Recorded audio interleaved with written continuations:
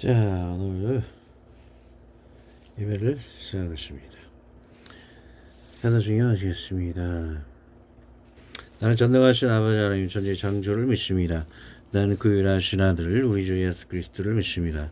그는 성령으로 인테리어 동정녀 마리아에게서 나시고 본디오 빌라도에게 고난을 받아 십자가에 못 박혀 죽으시고 장사된 지 사흘 만에 죽은 자 가운데서 다시 살아나셨으며 하늘에 오르시어 전능하신 아버지 하나님 우편에 앉아 계시다가 거기로부터 살아있는 자와 죽은 자를 심판하러 오십니다.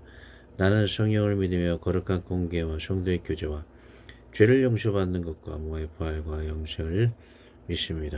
아멘. 주 믿는 나 남 위에 주 믿는 나 남 위에 이런 찬양입니다. 자, 같이 하겠습니다.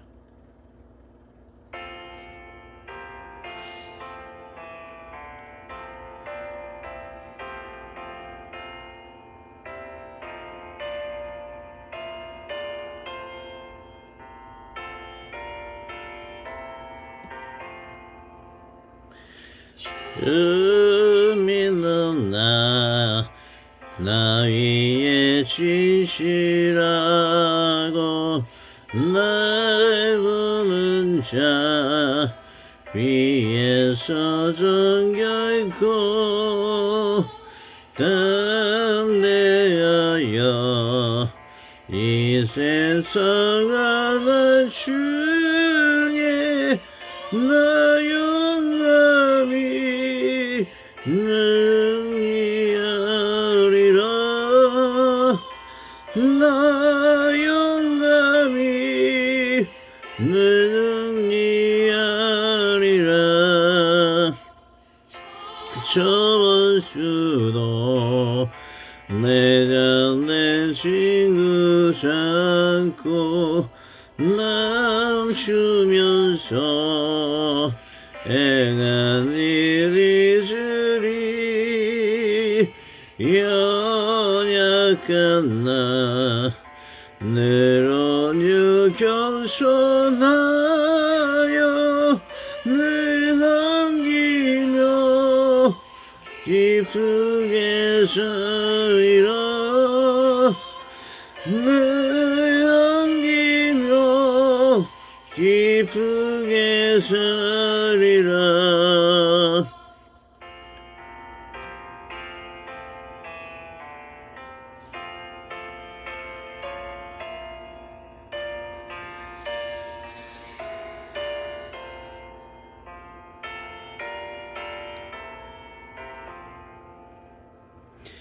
늘 바빠도 나 힘써 기도하며 주와 함께 늘 교제하리라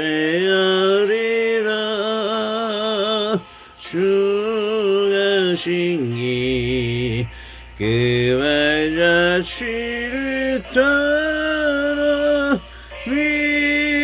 믿음으로 늘 알게 하소서 믿음으로 늘 알게 하소서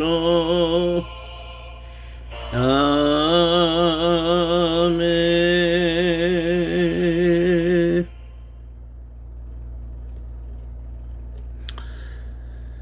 자, 구절 두 번 읽고 기도하고 시작하겠습니다.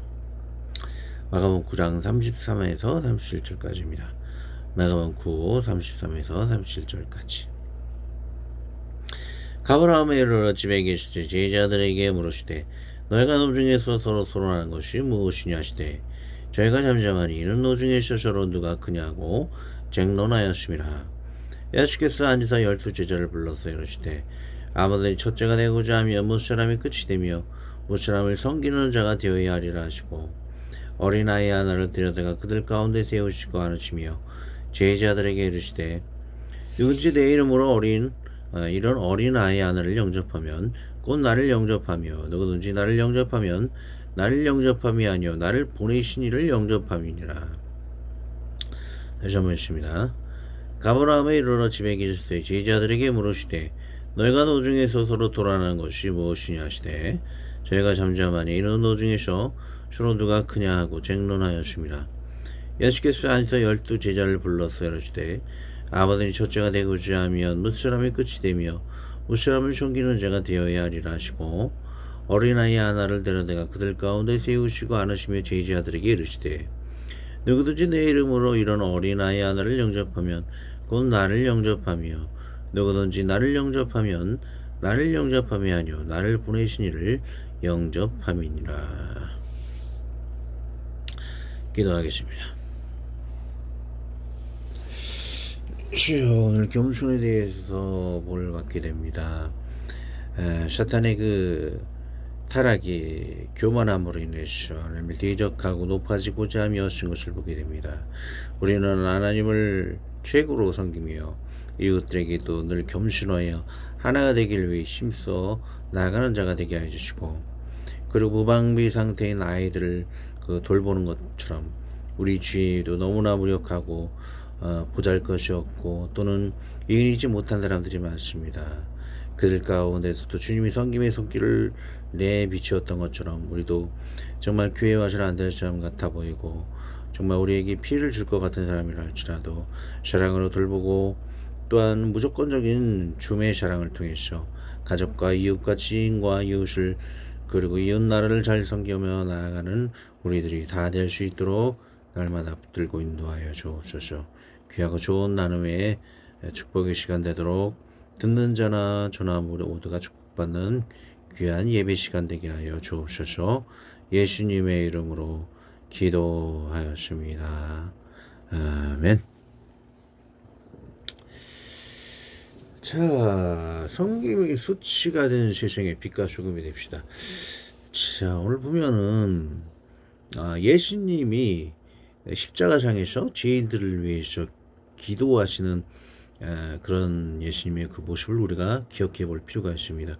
저들은 저들의 하는 죄를 알지 못하며 너무나 믿음도 없고 성숙하지 못하는 그 사람들을 위해서 십자가상에서 섬김의 기도를 하시는 그 예수님. 오늘 또 올 본문에는 어린아이들의 그런 모습을 봅니다. 정말 그 아이들을 도와줬을 때 하나도 얻는 게 없을 겁니다. 아이들이 뭘 우리들에게 그 보상에 대해서 갚아줄 수 있겠습니까? 전혀 우리들에게 값어치가 없이 돈이 안 되더라 할지라도 일방적으로 그들을 도와줄 수 있는 그런 섬김에 우리를 예수님처럼 그런 섬김의 실천을 해야 할 것입니다. 그런 왼쪽 그림에 보면 그런 예수님이 아무런 무방기상빈 또 죄인들을 위해 기도하고 어린아이를 돌보셨던 것처럼 우리 또 그런 섬김을 나눠야 할 것입니다. 자, 보면은 교회에서 대화를 하다 보면 그래요. 저런 사람들을 뭐 받아들일 수가 있겠느냐, 저런 사람들과 뭐 사귀지 말라, 그렇게 참 너무나 냉정한 그런 얘기를 들을 때가 있습니다. 그렇지만 그래요. 저희 직장에서건 사회생활에서건 그런 사람들이 오히려 더 복음이 필요하고 하나님의 계획에 변화시켜서 하나님이 서로 만들어줄 그런 하나님이 원하시는 그런 사람들인데 자기가 무엇이라고 그 사람들을 받아들이지 말라 그렇게 말을 하겠습니까? 그건 교만으로 말미암은 것이죠. 그 사람보다 내가 더 낫다라는 교만의 발로로 그렇게 말을 하는 것입니다. 자기도 언젠가 그렇게 더 악해질 수도 있고 자기 마음속 깊은 곳에 사탄이 준 선악과를 먹음으로 그 교만한 마음이 꽉 몸 안에 꽉 들어차 있으면서 언젠가 그렇게 더 악한 사람으로 변화될 수 있는 사람이면서 남을 함으로 정죄하고 그 사람들을 받아들이지 못하는 것, 그것을 오늘 제목에 여기 그림에 나왔듯이 성경이 수치가 된 세상이라는 거예요. 저렇게 악한 사람을 받아들이면 내가 수치게 된다. 하지만 우리는 정말 짠 모습을 나타내서 남들에게 소금 융화가 되지 않습니까? 융화가 돼서 선한 역할을 했던 것처럼 그런 죄인 같은 사람, 열심히 해봤자 돈이 안 되는 사람, 그런 사람들과 쫙 퍼져서 녹아내려서 그들에게 선한 영향력을 끼칠 수 있는 선한 영향력의 사람들이 되어야 할 것을 보게 됩니다. 자, 오늘 구절 강의에 바로 들어갑니다. 저번 주 다 했었죠. 문맥, 원어 다 했습니다. 저희 역사적 배경까지 33절 보도록 하겠습니다. 가버나움에 이르러 집에 계셨을 때 제자들에게 물으시되 너희가 노중에서 서로 토론하는 것이 무엇이냐 하시되 예수님은 그들 신앙의 근본을 바로잡기 위해 친히 나서시는 것을 봅니다. 서로 높아지려는 위험은 바로 사단이 타락할 때의 모습과 같기 때문입니다. 하나님보다 높아지려는 교만은 모든 인류의 적이 되어야 할 것입니다. 예수님을 따르는 기독교는 근본이 겸손이요 교만이 아니라는 것을 제자들에게 바로 잡아 주어야 할 현장이 되는 것입니다. 겸손을 위해 목이라도 내어 놓아야 하는 것이 기독교입니다. 근본을 바로 잡아야 합니다.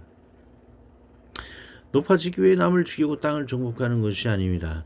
푸틴의 정교회는 말 그대로 예수님과는 상관이 없는 푸틴의 신이 되어 그의 교만의 더러운 이성을 높이기 위해 따라가는 타락된 우상 종교에 지나지 않음을 봅니다. 마귀를 위해 목숨을 바치는 것이 푸틴의 사탄의 군대인 것입니다. 이 근본을 알았더라면 푸틴과 러시아에는 함께 없을 것입니다. 그의 한때종 프리고진의 말대로 나토와 우크라이나는 러시아를 침공을 아무런 전쟁 의도를 가지고 있지 않았습니다. 좀 말 어렵게 쓰면 합니다. 우크라이나는 러시아를 침공할 아무런 의도를 가지고 있지 않았다는 거죠. 러시아가 종북전쟁이 아닌 일관된 평화를 원했다면 나토는 자연히 사라질 조직에 불과합니다.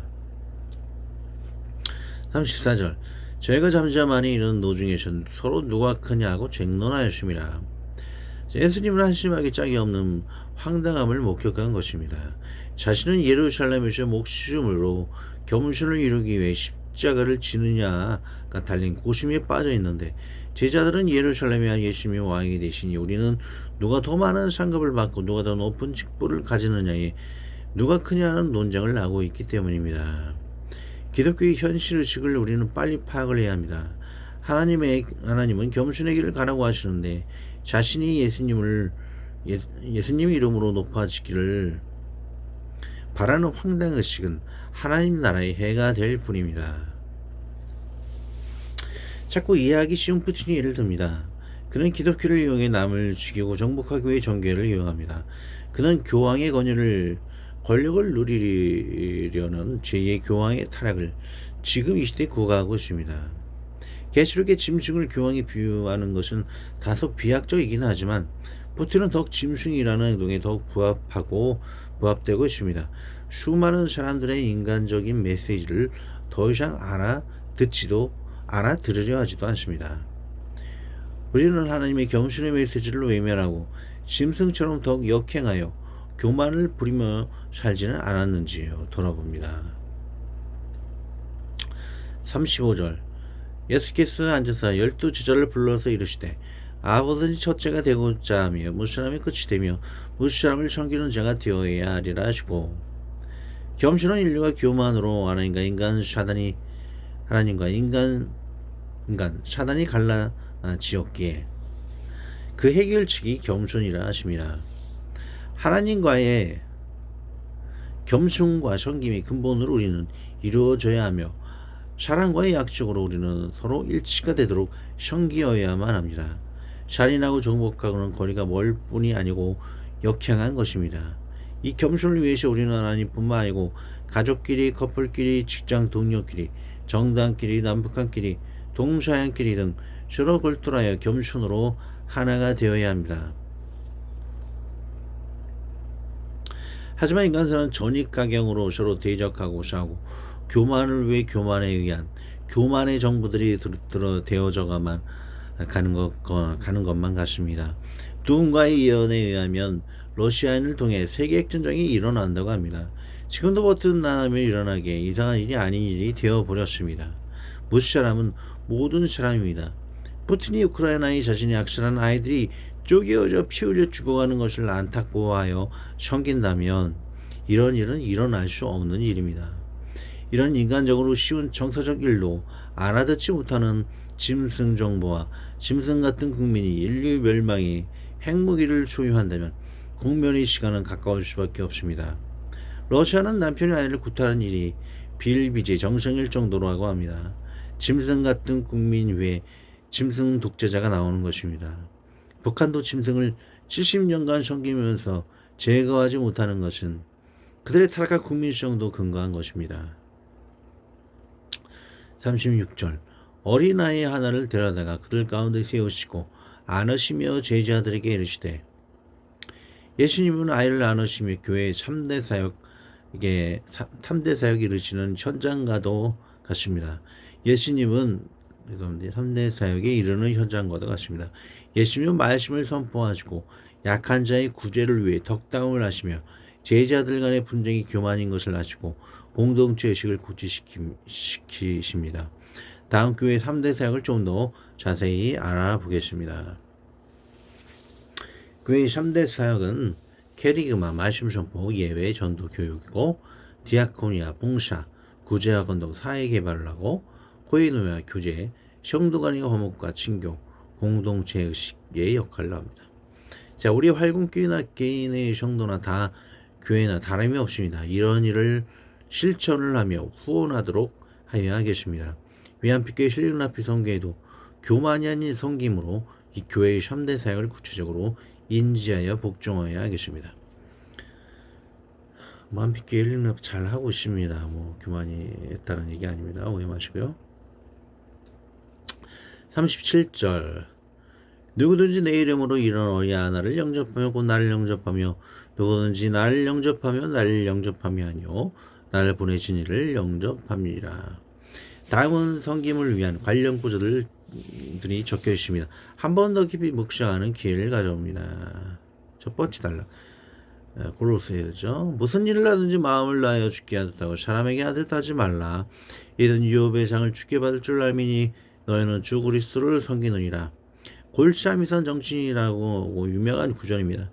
누구에게든 우리 주님 대하듯 해야 한다는 이야기죠. 이런 일은 주님의 대가가 따르기에 멈추지 않고 소홀히 하지 않아야 하겠죠. 중요한 구절 3개 읽어보겠습니다. 의를 위하여 죽는 자가 쉽지 않고 선인을 위하여 용감히 죽는 자가 오고 있거니와. 다음 누가복음 이러므로 내가 내게 말하노니 저희의 많은 죄가 사하여졌도다. 이는 저희의 사랑함이 많음이라. 사함을 받은 일이 적은 자는 적게 자랑하느니라. 다음 요한일서 우리가 사랑하면 그가 먼저 우리를 사랑하셨음이라. 누구든지 하나님을 사랑하노라고 그 형제를 미워하면 이는 거짓말하는 자니 오늘 그 형제를 사랑치 아니하는 자가 보지 못하는 바 하나님을 사랑할 수가 없느니라. 우리가 이 계명을 주께 받았나니 하나님을 사랑하는 자는 또한 그 형제를 사랑할지니라. 이 구절들은 우리가 실천하지 못하는 싱싱한 구절처럼 느끼는 것입니다. 우리는 마치 의인만을 사귀어야 하고 의인만이 교회에 들어오기를 바라지는 않았는지요.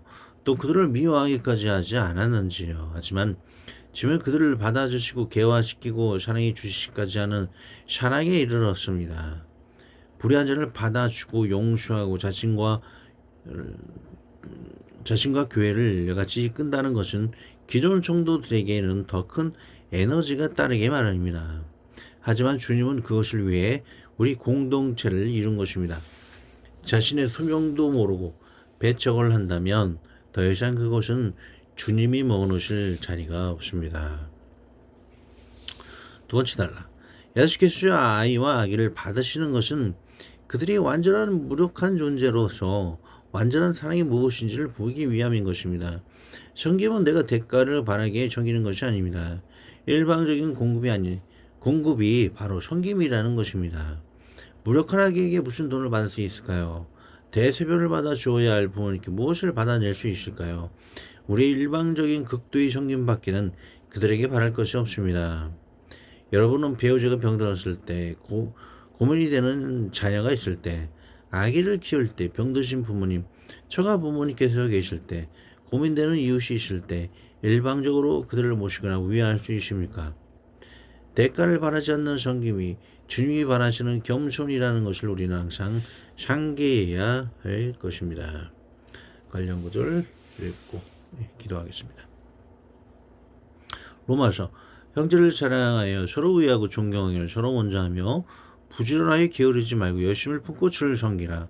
소망 중에 즐거워하며 환난 중에 참으며 기도에 항상 힘쓰며 성도들의 쉴 것을 공급하며 손대접하기를 힘쓰라. 마태복음. 예수께서 들으시고 이르시되 건강한 자에게는 의원이 쓸데없고 병든 자에게나 쓸데있느니라. 너희는 가서 내가 긍휼을 원하고 제사를 원치 아니하노라 하신 뜻이 무엇인지 배우라. 내가 의인을 부르러 온 것이 아니요 죄인을 부르러 왔노라 하시니라. 기도합니다. 하나님 아버지, 우리를 인도하시며 우리의 삶을 만들어 주시옵소서. 사랑하지 못할 사람을 사랑할 수 있는 사랑을 우리 마음의 삶에 부어 주시옵소서. 사랑을 모르는 짐승이 다스리는 세상을 주님께서 굴복케 하시어 성김으로 복종하게 하여 주시옵소서. 불효와 전쟁이 승리하지 못하도록 하여 주셔서 온전하고 완전한 세상으로 섭리하여 주시옵소서. 교회의 몸된 우리와 공동체가 말씀의 선포와 구제와 선한 교제의 역할을 날마다 잘 수행하게 도와주시옵소서. 우리 주 예수 그리스도의 이름으로 기도합니다. 아멘. 하늘에 계신 우리 아버지 이름을 거룩하게 하시며 아버지의 나라가 오게 하시며 아버지의 뜻이 하늘에서 같이 땅에서도 이루어지게 하소서.